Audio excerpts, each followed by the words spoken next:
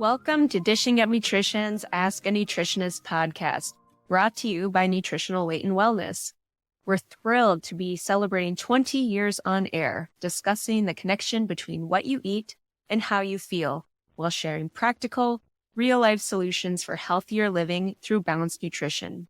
Thank you for your support and listenership over all of these years. Now let's get started with today's show. On today's show, we'll be answering a nutrition question that came from one of our listeners. Today's question is about whether or not it's recommended to eat a bedtime snack. So here's what they said. I am confused by all the opinions on controlling blood sugar. Many health gurus out there advise not eating a bedtime snack because fasting is good for blood sugar control. But I often hear on Dishing Up Nutrition that a bedtime snack can help. I don't know what to do. So this is a great question, and I understand why there's confusion around this topic because there are a lot of opinions out there. Fasting is getting a lot of attention, and even more people are interested in how to improve their blood sugar control. So I hope that I can shed some light on the nuance behind snacks and the role that they can play. I do think that a snack can be beneficial for people for a variety of reasons, but like so many things related to nutrition, it kind of depends on the person. It depends on their lifestyle, their health history, and their routine in general. So snacks throughout the day, and in some cases, a bedtime snack can help stabilize blood sugar levels, meaning that you are avoiding overly high blood sugars, like blood sugar spikes, or low blood sugar levels. So we want to avoid either extreme. And here at Nutritional Weight and Wellness, we do recommend that our clients plan a balanced meal or a snack every 3 to 4 hours. So I usually encourage a balanced snack between meals. And when I use the term balanced, I mean that meal or snack contains some high quality protein, a serving of natural fat, and real food carbohydrates from vegetables and fruit. So this pattern of eating in regular intervals we have found is very effective in keeping blood sugar stable throughout the day, and it effectively prevents low blood sugar levels that very often trigger cravings for sugar and other processed carbohydrates like bread and crackers and chips and pasta, those kinds of foods, which are pretty counterproductive for overall health for many people. And for some clients, I may suggest a planned snack sometime after dinner if they are prone to overeating or binge eating at night, or if they have a habit of a lot of snacking on some of those more processed carbs.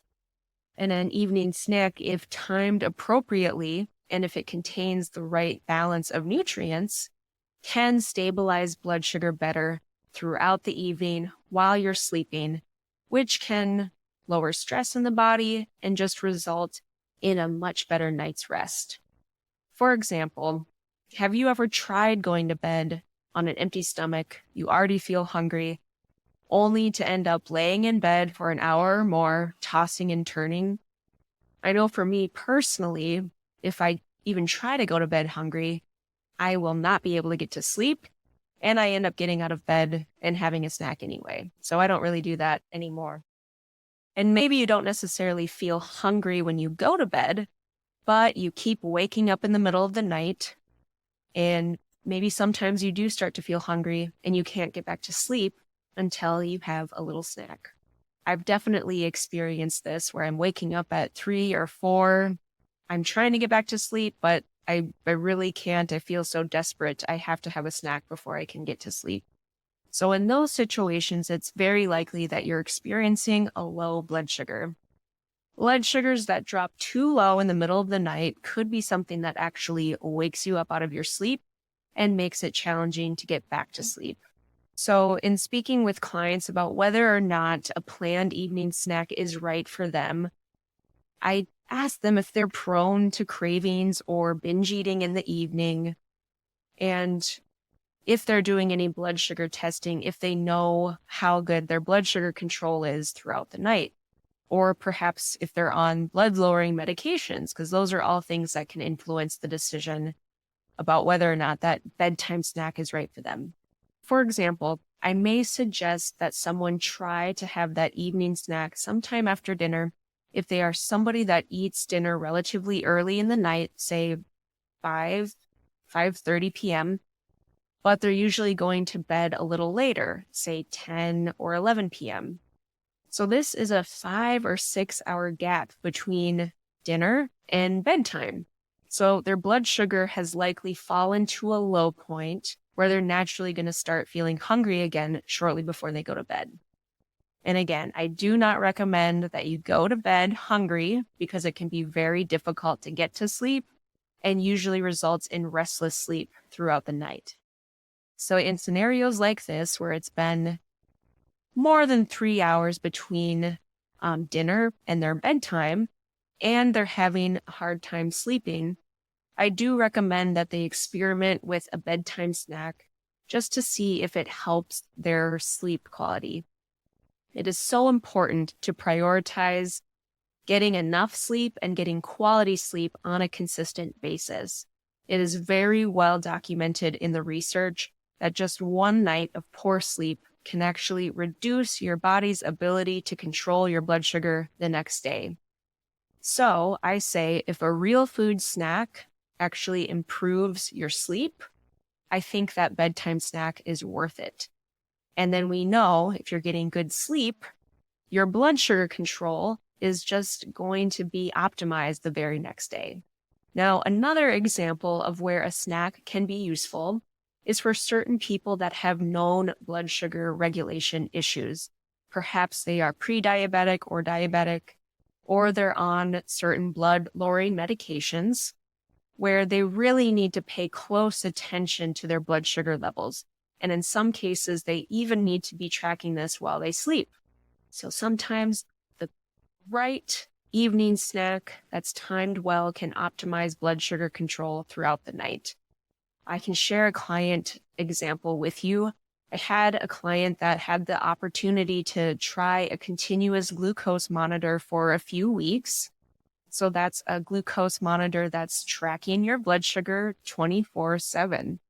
So while they were using this, they discovered that their blood sugar was actually crashing pretty consistently in the middle of the night to levels that were dangerously low.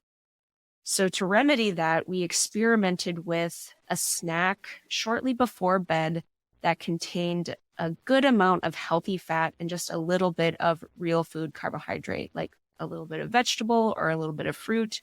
And that seemed to help stabilize blood sugar a little bit better throughout the night.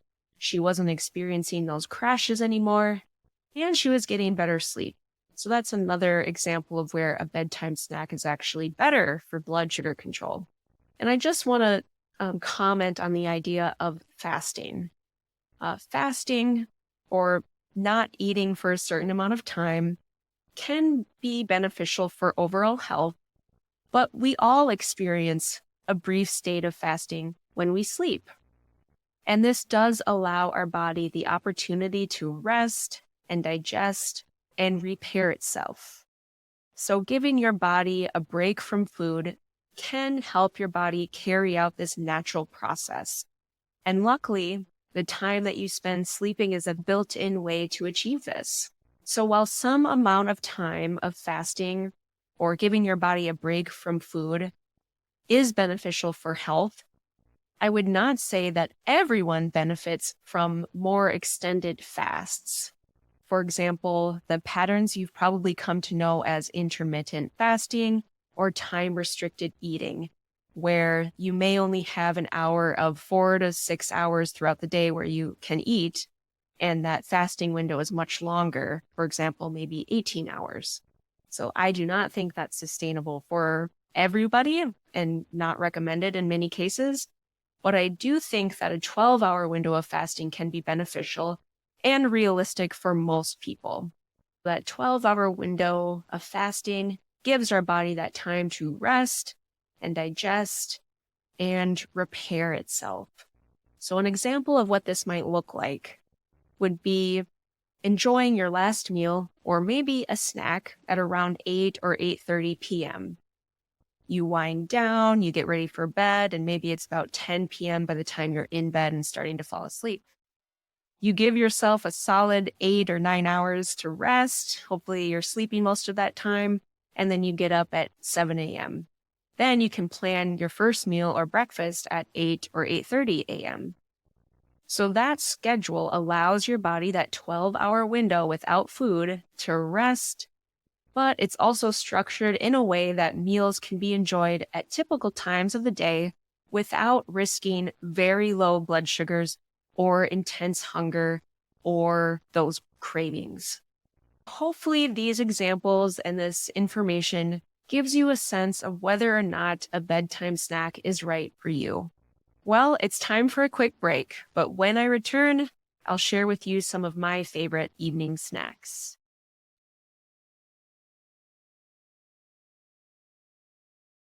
Welcome back. Before break, we were discussing bedtime snacks and whether or not they can help balance your blood sugar.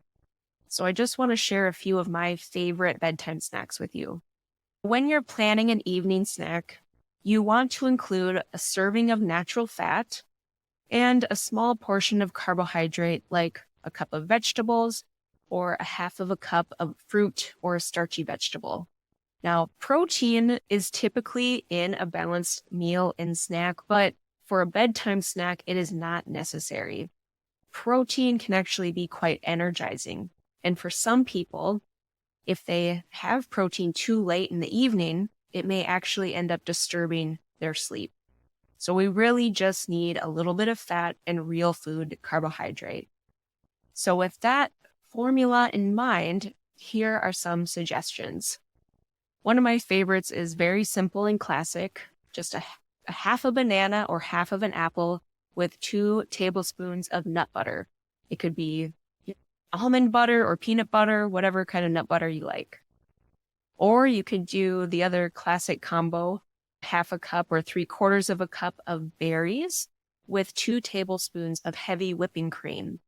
Or if you want to go the dairy-free route, you could do 1/3 of a cup of canned coconut milk. Simple, delicious, it almost tastes like ice cream. If you want to go more of the savory route, you could try a cup of vegetables, maybe celery or cucumber or carrots, and then top that with some cream cheese. I like to sprinkle some everything bagel seasoning on that. For like a dairy-free route, you could easily substitute the cream cheese with some avocado. Half of an avocado with a little salt. Delicious. One of my other favorite evening snacks is a half a cup of roasted sweet potato topped with a little bit of butter, about a tablespoon of butter, maybe a little cinnamon. It's so warm and comforting, and it's the perfect thing to have before bed. So hopefully these ideas work for you, and I'm hoping that this information has given you a sense of whether or not snacks before bed are the right call for you. So just to recap, an evening snack sometime after dinner could be helpful for some people. In a few scenarios where I recommend it is if perhaps you enjoy an early dinner, but you're not going to bed until much later. A little snack, an hour or two before bed can help with better sleep. Or maybe you're somebody that's prone to binge eating, or you have strong cravings for sweets or carbs in the evening. A planned snack can help mediate that. Or if you are somebody that has restless sleep or you have a hard time getting to sleep, experiment with a balanced snack in the evening to see if that helps. If you are somebody that experiences low blood sugars in the middle of the night, a snack with some fat and a little bit of real food carb can help stabilize blood sugars and mediate that issue as well. So thank you so much for listening to Dishing Up Nutrition's Ask a Nutritionist. If you found this episode helpful, be sure to leave us a review or a rating on your favorite podcast app so that we can help even more people discover the connection between what they eat and how they feel. And if you have a question that you'd like us to answer, please join our Dishing Up Nutrition Facebook community by searching Dishing Up Nutrition on Facebook. Once you're a part of that community, We invite you to join the conversation and share your questions with us. Or you could give us a call at 952-641-5233 to leave your question in our Dishing Up Nutrition voicemail inbox. So don't be shy. If you have a question, just let us know. We look forward to hearing from you.